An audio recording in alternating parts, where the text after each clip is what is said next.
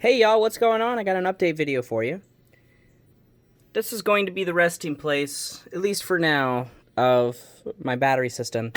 I know that it's on a plastic shelf at the moment. For the time being, at least for my COVID-19 stuff, this is going to work well.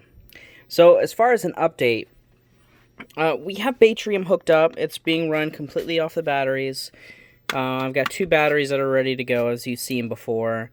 They are both, if you look in between, blinking like crazy, which is good. And I've got my Batrium system here. This is connected via Wi-Fi.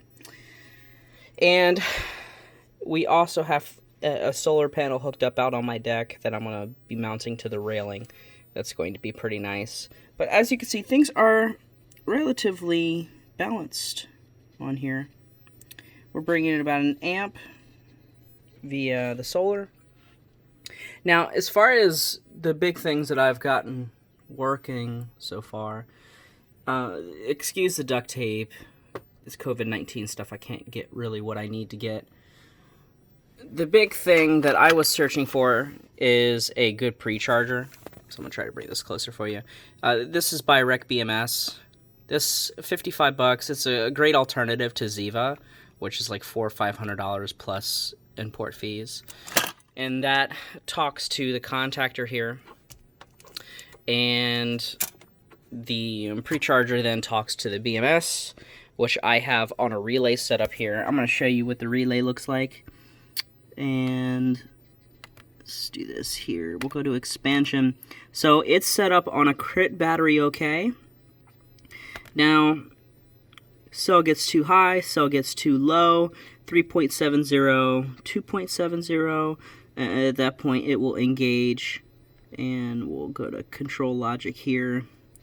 Yeah, I'm going to just put this as close as possible so you can see all the digits if you want.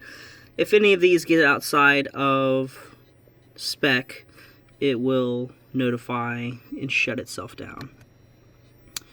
And as far as the telemetry goes, just daily stuff.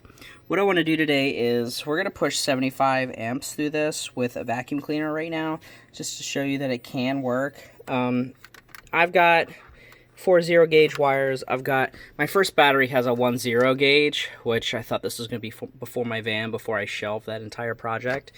And 4 0 gauge, 4 0 gauge. So we're limited at around 75 watts, and we got a 1200 sine wave inverter back there. So what I'm going to do is turn this on, go to chart. Close that a little bit there.